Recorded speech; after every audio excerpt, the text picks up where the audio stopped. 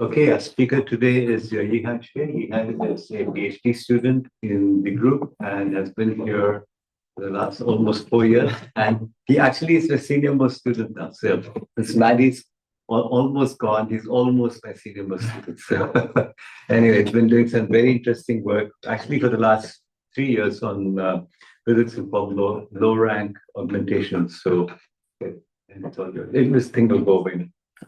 Okay, yeah. Well, thank you for the introduction, Keshav. My talk today is a project I've been doing for a while. Now the work is under review.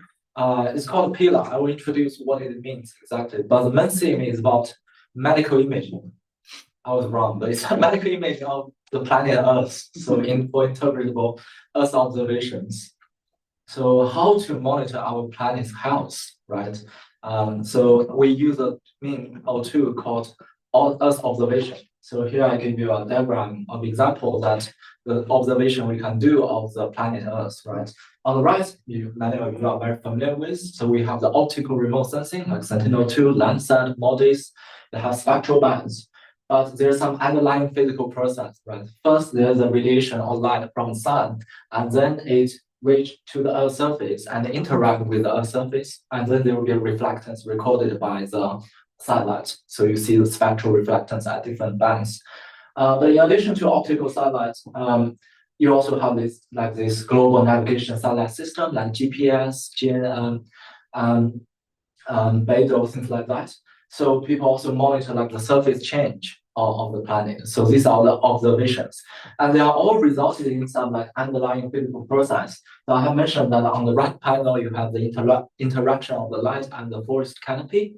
On the left is actually some geophysical process underground that cause the displacement on the surface, monitored by these GPS stations, and using sunlight in the space, you can see these displacements.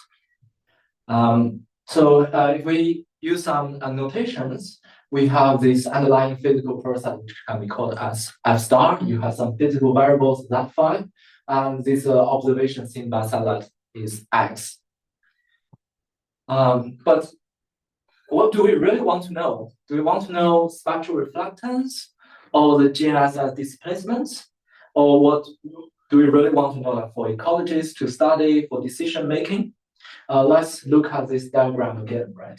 So what we are actually, the things circled by the blue circle is what our observation, right? But what we're actually interested in is maybe something that's actually happening on the ground or below the ground, right? It's not just what you have seen in the space. So for instance, in the forest, you are interested in maybe the chlorophyll content, the area fractional cover, the biophysical status of the trees, and for the GNSS monitoring, maybe you are interested in what's actually happening on the ground. Like for volcano, you want to know like where is the location of this volcano source and what is the volume change that could potentially cause an eruption event. So in order to understand this causation variable from observations, people have been doing this forward modeling for a long time in order to understand this physical process. So you have this on the left, is like the observation derived from the natural phenomena. The people have also been approximating this process using some modeling. We call this physical model F. So you have this X equals to F of Z phi. So this is the thing modeled by people.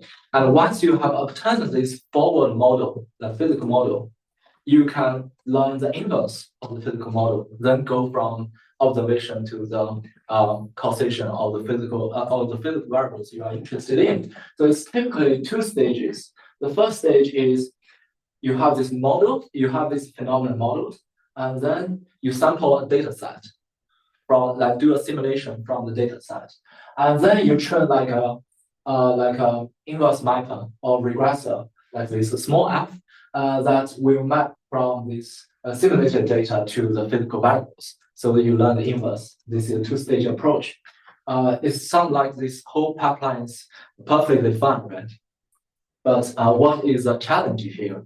The thing is that a system, as you already know, because you have been working on this problem for a long time, you know that a system is intrinsically very complex and can be very noisy, right? So the data is can be very noisy and is derived from a very complicated physical system process.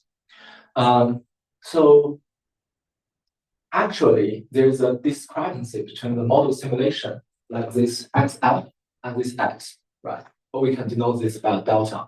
And this delta is actually from some unmodeled variables. We call this auxiliary variables, that aux, and that can be a condition on the physical output.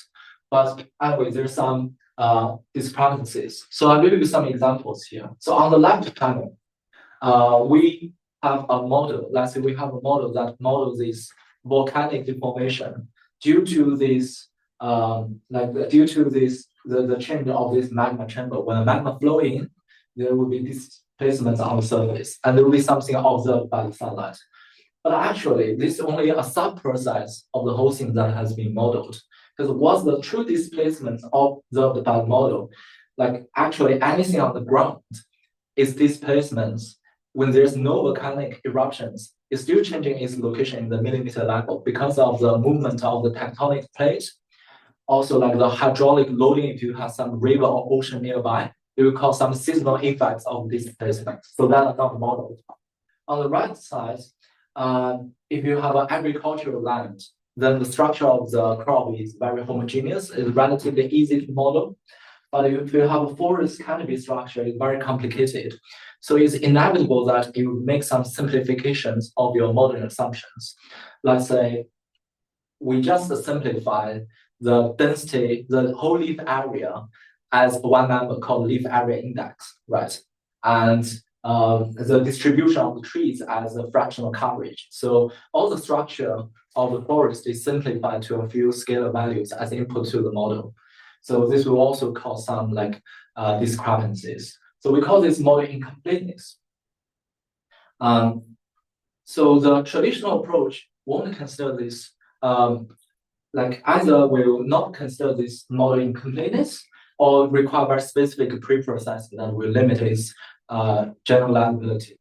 So in addition to this two-stage approach, let's consider to have this autoencoder as an inversion approach. I'll first introduce like one apparent advantage of this approach. So in the previous two-stage approach, you have this first do the simulation, you sample this data set, and then you train, let's say, a regressor that will map the observation to the physical variables.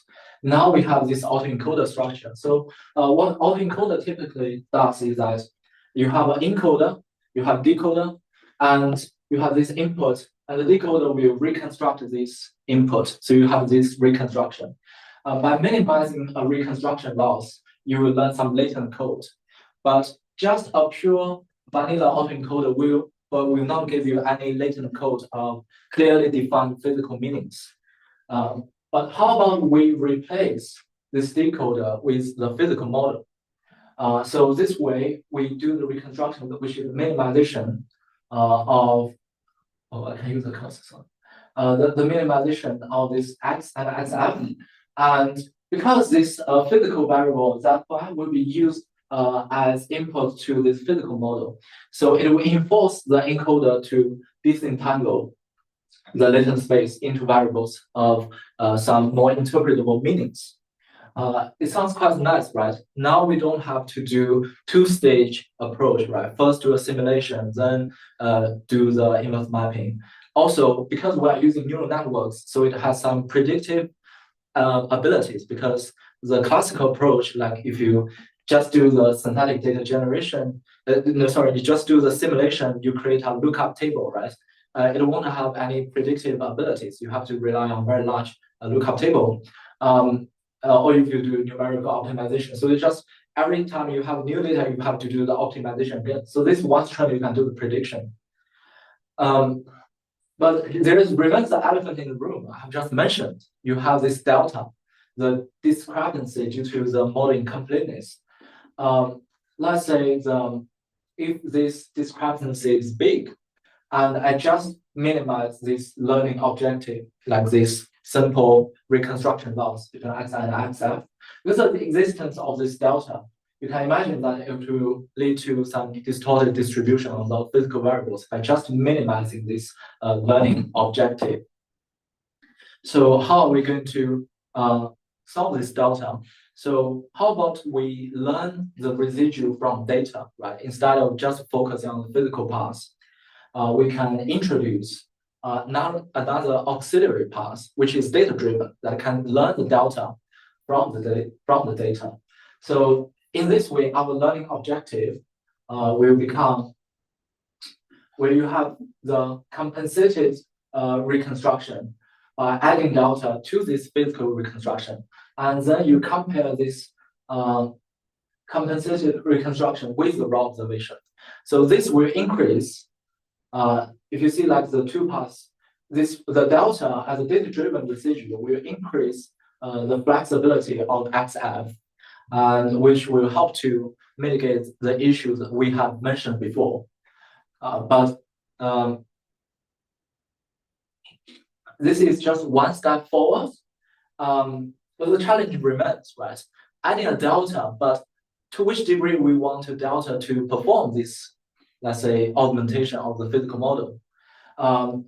In this case, let's say, if delta does just nothing, let's say it always predicts 0, then essentially we have the previous autoencoder approach, right? The incompleteness of the physical model has not been refined yet. But if we have a delta that is very flexible, no matter what is output of the physical reconstruction, the delta always manage to match the raw observation. Then you still have a minimized reconstruction, but the physical parts got completely ignored. So you won't have a meaningful retrieval of the physical variables. So I think, introducing delta is a good idea, but there's still a challenge, which I think is the fine balance between delta and the XF, which is physical reconstruction, that should be explained properly by these physical variables. So we want to refine this incomplete physical model, but after refinement, we still want to make sure that this physical path itself is close to its physical meanings. So the retrieve the physical variable is meaningful. So how to achieve this balance? But fortunately, there have been some existing solutions we can take a look, which is called hybrid variational autoencoders, or HVAE, so which is a state-of-the-art method. So I'm just going to give you a very brief recap of this method because it is quite complicated. So just in a high level, this method shares the motivation that I have just mentioned, that you want to have an auxiliary path to learn a data-driven augmentation of the physical model, but you want to restrict the flexibility of this auxiliary of this data-driven path. So to do so, you first have this. Okay, we assume that the physical reconstruction is only part of the true observation, right? So we kind of want to, in the input phase, we introduce an unmixing loop to separate the input to the physical path to the remaining unmodeled part. So we introduce this unmixing loop that will separate the raw observation into the assuming a model part and the unmodeled part. So the model part will be used as the input to the physical encoder to get the physical variables. And the unmodeled part will be used to get these auxiliary variables that will be used to refine this physical reconstruction. But to make sure that the proposed unmixing just works as we expected, they introduce quite a few modeling assumptions. So just to give a few examples, the first assumption is that, okay, I mixed this raw observation into this X unmix, which is supposed to correspond to this physical reconstruction, right? Because it's used as input to this physical encoder. So I should introduce unmixed regularization laws to make sure that the difference between XF, the difference between XF and X, I mix this as similar as possible, as small as possible. Also, maybe this is not sufficient. So to make sure that the physical encoder is close to the governing physics, I can use the incomplete physical model to do some synthetic data generation and use that as an inverse mapping, again, to regularize this physical encoder. So you have this synthetic data regularization. Maybe these two are still not sufficient for us to do because we have this correction in the end, right? And we want to make sure that, okay, this part should not be very flexible. So this corrected output should be as close to the physical output as possible. So we'll also add another like L2 loss on these two atoms to make sure it's like a residual loss to make sure that it's as small as possible. And we also need to have some priors on the physical space. So together we have 4 regularization terms and hyperparameters. And as you can see, it's quite complicated. So the motivation, I think I fully appreciate is the motivation that you need to augment the physical model just enough to ensure meaningful retrieval of the physical variables. But its effectiveness is actually in question. So you have multiple regularization terms. So how to adjust different regularization terms, right? For example, to which degree should we unmix the raw input? If the physical model, we already know that it's incomplete, to which degree should we rely on its generated data to regularize the model? Also, how should we know that how flexible this correction should be and to minimize these residuals? And so this all increase like the complexity of the algorithm to make it work. So the different regularization make it hard to tune. Also, the previous approach that focused on refining the incomplete physical model and learning its inverse mainly happens in the space of idealized dynamical systems. So people have commonly used like pendulum, reactive diffusion as the example to study. So it's typically rely on very simple synthetic data. But this is obviously a different setting compared to Earth observation, where we have very complex system and the data is also real. Okay, I'm going to introduce our solution here, which is called PILA. I'll explain that to a minute, but first I want to dive into previous work that actually inspired our approach. So you have been doing fine tuning. I think many people have been using like the pre-trained weight, like a geo-embedding, and then do the adaptation in order to make it work on the downstream task. So given a pre-trained weight, let's say of a neural network in this dimension, like d by k, and how are we going to fine tune it? It seems a very dumb question, but how you are going to fine tune it? You just learn a gradient and update that.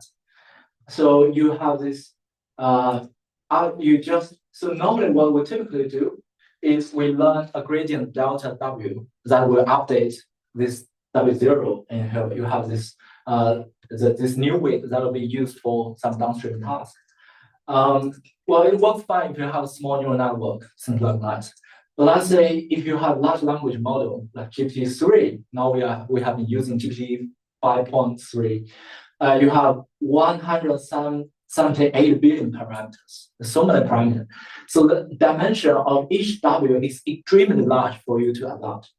So if you fine-tune it directly, you can imagine that the number of parameters you need to store and the computational cost, right, are both very high. So here is a very successful technique originally proposed to fine-tune these large language models called low-rank adaptation. So what it does is quite a simple idea. Like instead of directly optimizing the different weights, we learn gradient matrix of intrinsically low rank by decomposing it into 2 matrices. So let's say the original dimension of the weight is d by k, right? The gradient its dimension should also be d by k. But we decompose that to a dimension like d by r of b, and another one is r by k. And the dimension of the r is much smaller than d by k. So in the case of GPT-3, the difference of d and r can be as large as 12,002. So it massively reduces the number of parameters you need to store and to do the computation. But how is it relevant to our case, right? Well, the key LoRa get published is not just it saves the computation, right? It improves efficiency for sure, but in order to make the paper published, it makes sure that it does not compromise the downstream performance, right? You have learned this gradient matrix. Yes, it saves the computation efficiency, but the downstream performance is still quite good compared to fine-tuning of full matrices. So I think what we can learn from this is that a low parameterization is sufficient to modify only certain aspects of a pre-trained weight. And in our case, we also want to augment this physical variable just enough in order to get a good reconstruction, but still remain close to the governing physics so that we can have a meaningful retrieval of the variables. So we want to have a fine balance in delta and to properly control its complexity. So it seems that this low-rank idea, although the application is different, but gave us a very useful tuning knob to control the complexity of delta. So it's naturally for us to think, can we also decompose delta into some low-rank matrices? So this is, I think, the core of this project, which is the Physics-Informed Low-Rank Augmentation, or PILA.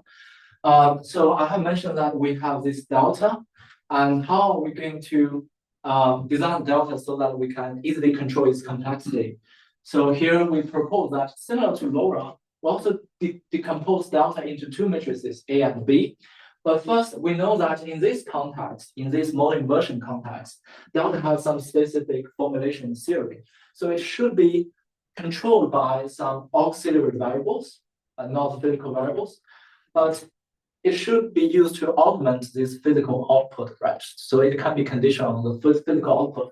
So just to briefly recap what we have done here, we have this auxiliary variable that controls this augmentation.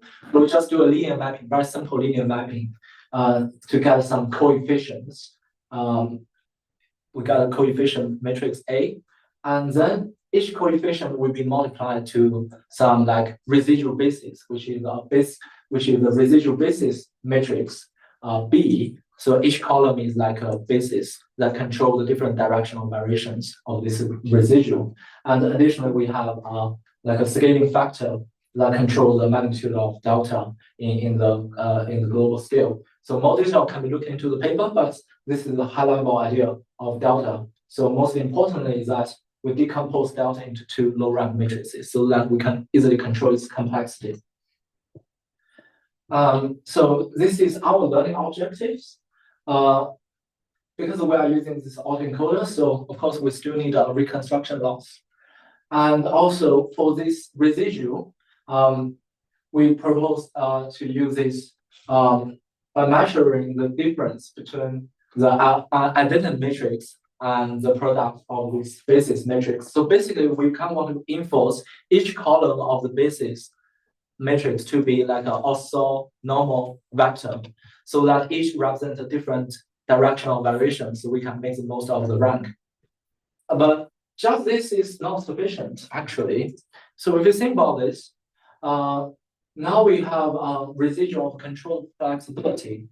We can refine the physical output, but if we just have these two terms, like this reconstruction loss and this residual loss, and if the reconstruction loss is still dominating this learning objective, it's still possible that even though the physical model is flexibility got refined, the physical variable will distort it to a way in order to minimize the reconstruction loss because it's not because it's a main learning objective, right? Rather than some part that should be absorbed by this data-driven residual. So this idea is similar to the HVAE that I had just mentioned before. Similar, we still need to impose a prior in this physical space. So to tell the model that in which case we encourage you to move towards this direction, and that part should be instead augmented by this data-driven residual.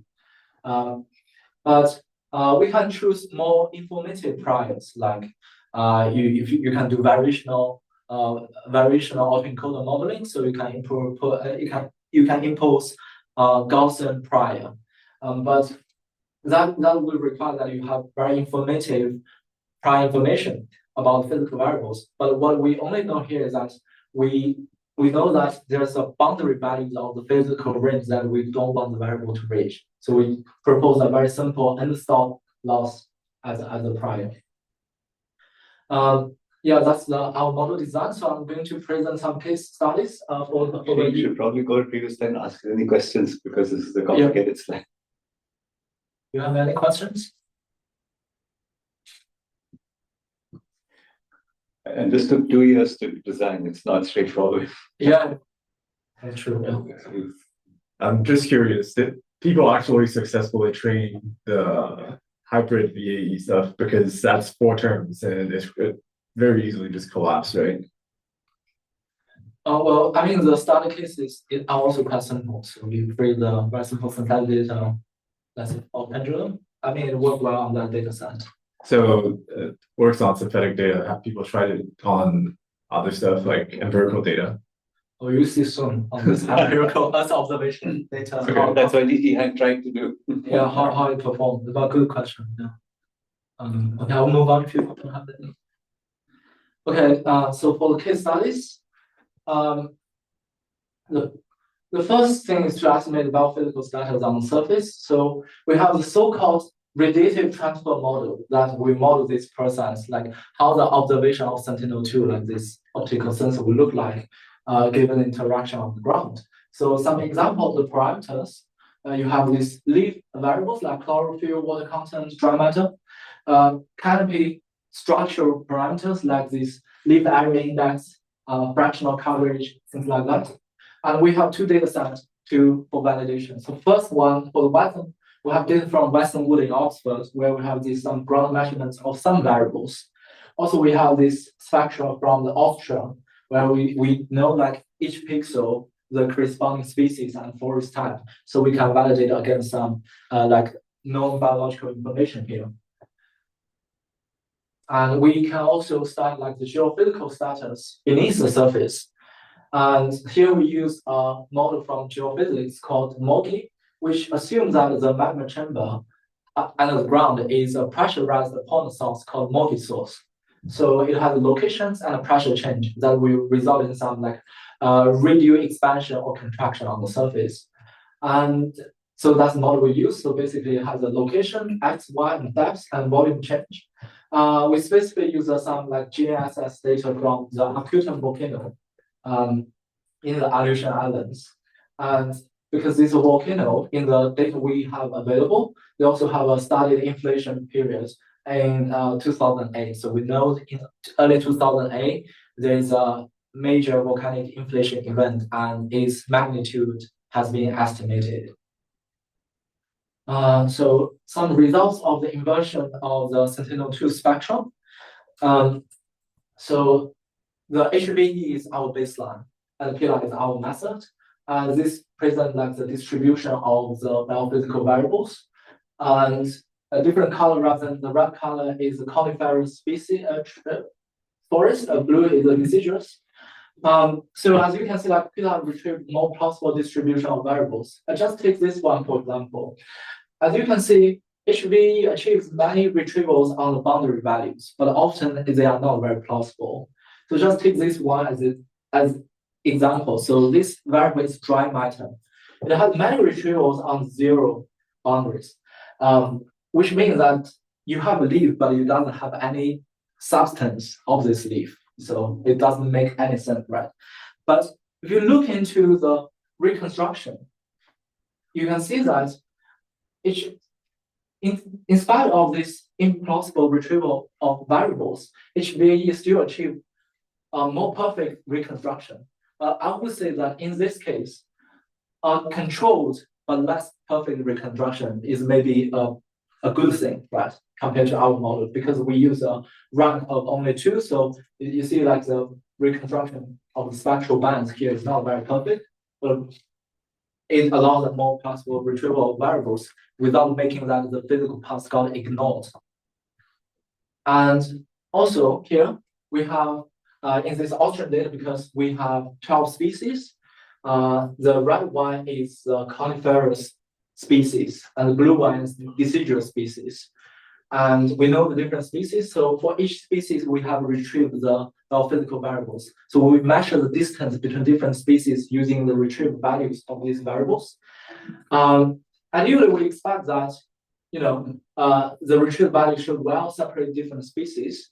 As you can see, PILA achieved the better separation than HVE. But of course, within the different forest types, you can still see that the species within the forest, within the same forest type, still share like a smaller distance with each other. This is kind of like expected because they have more similar functional trees. But this one looks like an outlier. It's actually, this species C4 is actually called Larix decidua, which is a European larch. So it's one of the only European trees that will shed its leaves in the fall, which makes its spectral feature more similar to the deciduous trees than to the coniferous trees. So that's why we see this like stripe here. Yeah. I'll give this credit to David because he first found this when I present last time. Yeah. Okay, so this is more direct comparison. We have this Western wood data where we have some ground measurements as if with 4 variables: chlorophyll, fractional coverage, leaf area, and understory leaf area. We estimate like the kernel density of the prediction errors. If the prediction error is centered around 0, it's a good thing.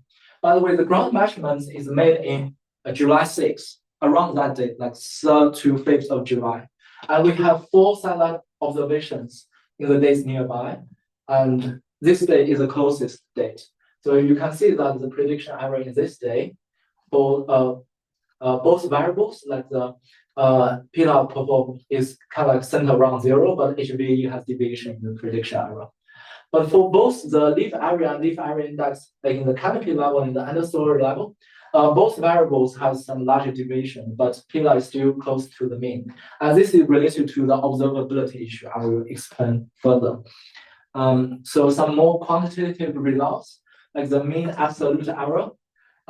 You see like PILA can massively reduce the mean prediction and mean absolute errors of the variable predictions is by as large as 71%. So we also have the results of the inverse JSS signals. So basically how to look at this figure, right? We have 4 variables. We have this location, X and Y, like this location, epicenter location. Also the depth of the multi-source. So they are expected to be relatively stable over the time. But what mainly cause this transient change should be this volume change due to the flowing in of this magma to this chamber. And we have some previous estimates of this area. After some very complicated like pre-processing of the data, they estimate that the magnitude of the volume change should be 4 by 10 to the level 6 cubic meters. And as you can see, the blue line is our prediction over the time. And the pink area is the detected inflation period in 2008. It's expected to be like a major volcanic disruption event. So you can see that PILA retrieved the magnitude of the location very close to the previous estimates. But the HVE is estimates of the location that fluctuates a lot.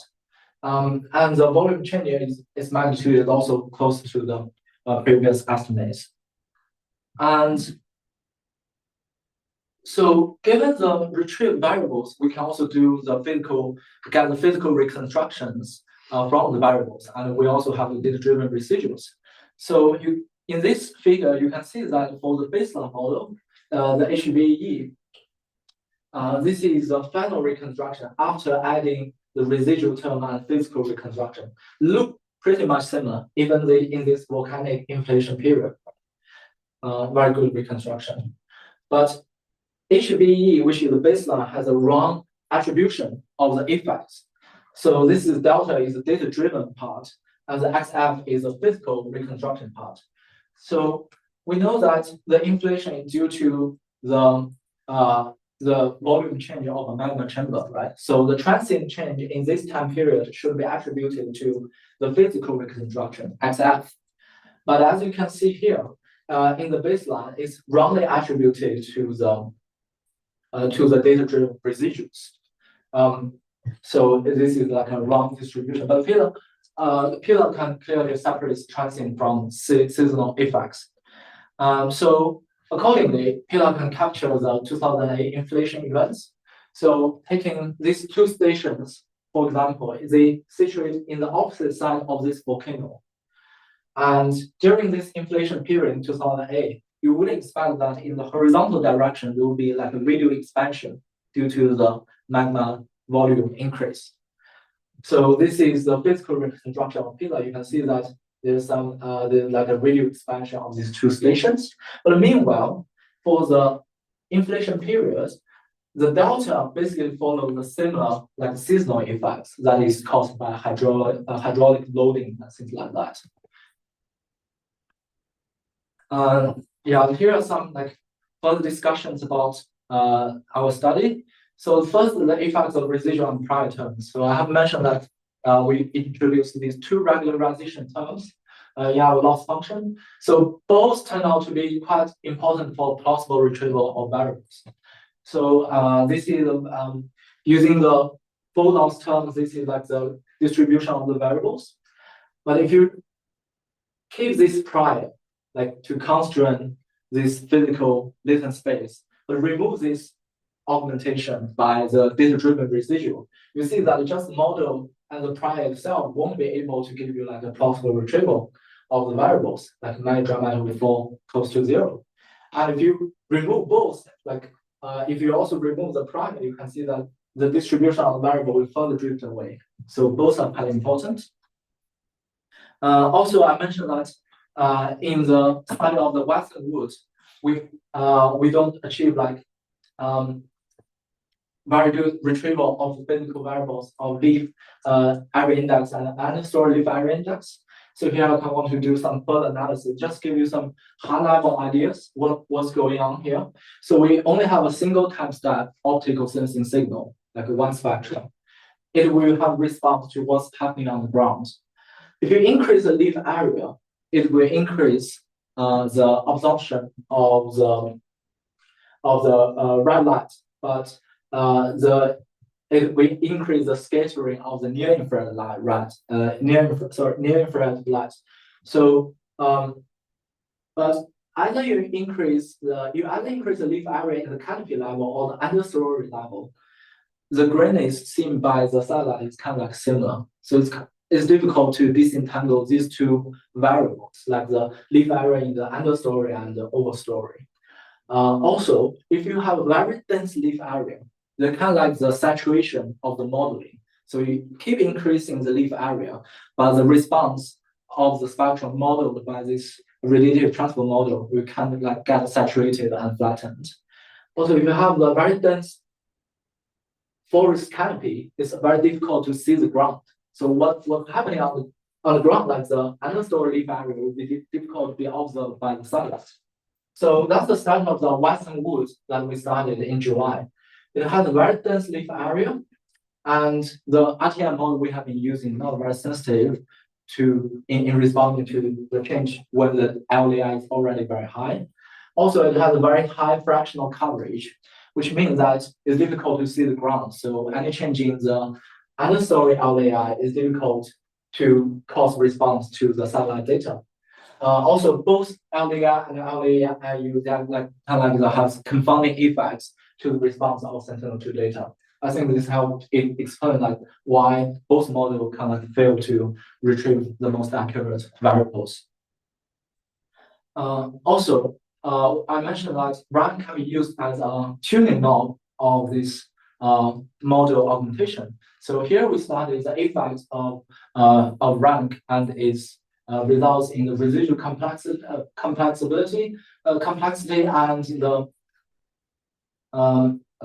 and the residual retrieval.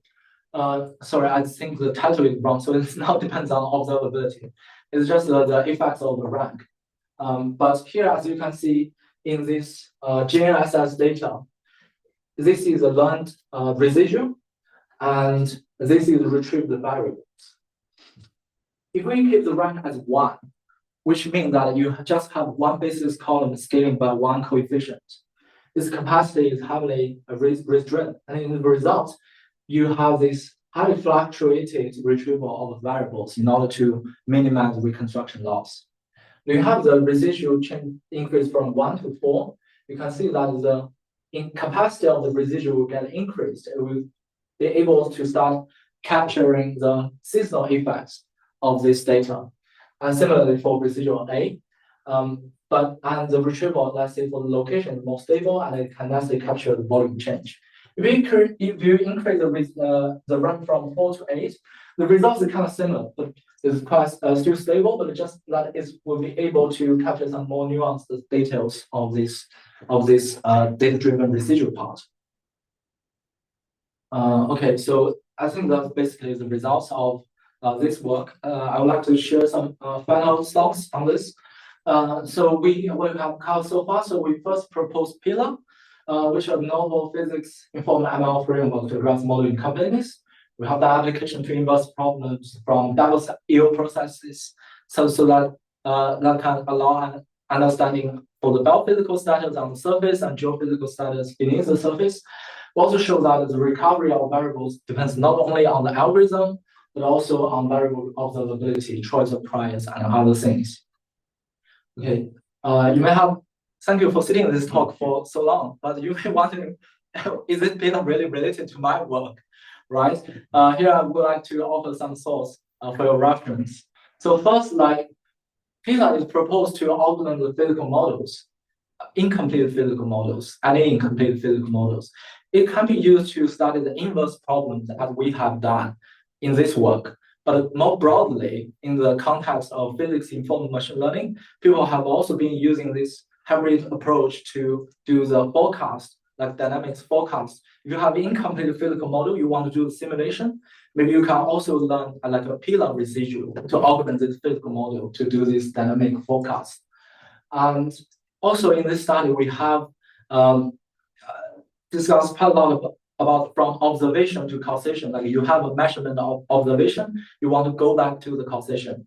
This is related to a very core concept called identifiability of variables from observation, and that I think is related to many of things people have been doing nowadays. That we have raw observation, we want to retrieve something, but it's difficult to use, right? So that we learn the embeddings to increase its maybe its sensitivity to signals in order to increase its identifiability.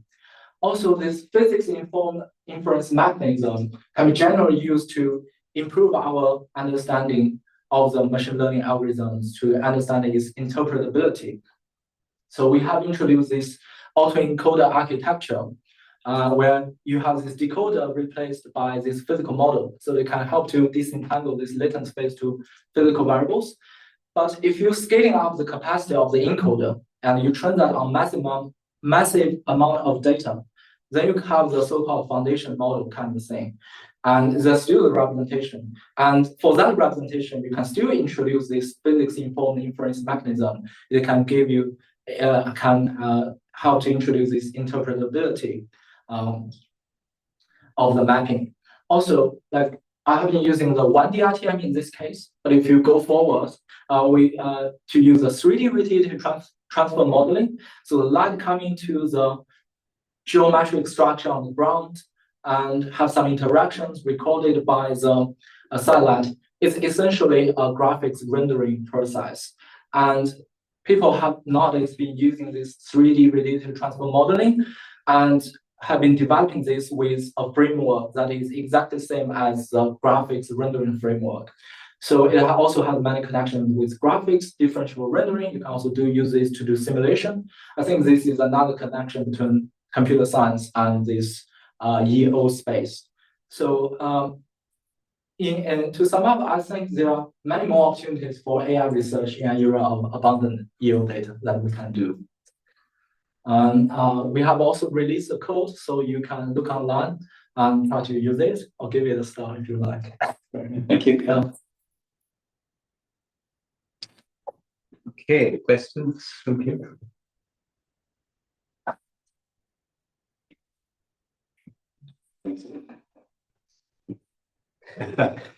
Okay. Anybody online have any questions?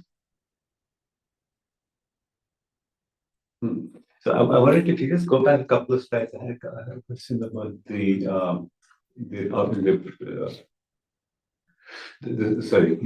about the relationship with other work. Relationship with Yeah, you just had the final part where it's other work. Sorry. Yeah, this one here. So here I was thinking about the residuals. Sorry, the physics-informed bit for let's say they want to take Tessera, right? For example, I mean, I know you're working in the interpretability, but just look at so we have a situation where you have a downstream task that's learned from a foundation model, right? And what we want to do is to essentially attribute the errors that you're seeing to and add an extra set of a model. I guess is that what you're saying? I mean, I don't know. I was lost. Oh yeah. So what I mean here is that we typically a physics-informed inference mechanism. What we have been experimenting here is a simple autoencoder architecture. Right. But in general, like any representation, you want to map it to some variables on the ground. Yes. You can either rely on like fine-tuning with some ground truth data, right, or by introducing this physics mechanism that can help to. I see. So what you do, so what you will be proposing there would be take a Tessera embedding, make a head with a physics-informed model head, give the output, and then so you would essentially transform the embedding into biophysical variables and then put the physics model in front of it. Yeah, you can get many of the biophysical variables. That could be more accurate than just using this simple encoder trained on a small amount of data. Right. No, I understand that. Okay. So what would be interesting to see if there are these kinds of models that people are using in the EO space, so forward models, if you could then put and then use as the basis sort of something to the head on top of the Tessera thing. That would be interesting. Yeah. The other thing I was wanting to mention was what you guys is doing is essentially a physics model with no errors because it's ray tracing. Yeah. So that actually makes it possible for you to use the inversion directly. It's not exactly, but what you are going to basically do is the inversion problem, not the inversion, but the physical model problem. Right. But you can directly do that because there is no error in that process. It's just pure. Okay. Any other questions? Anybody online? There are some people on. Okay, I don't hear any questions. Okay, let's thank Yihang again. Great. By the way, I should say the introduction was very, very nicely done. I hope other people have the same level of very nice introduction. I want to just say the same. Those opening slides are so good.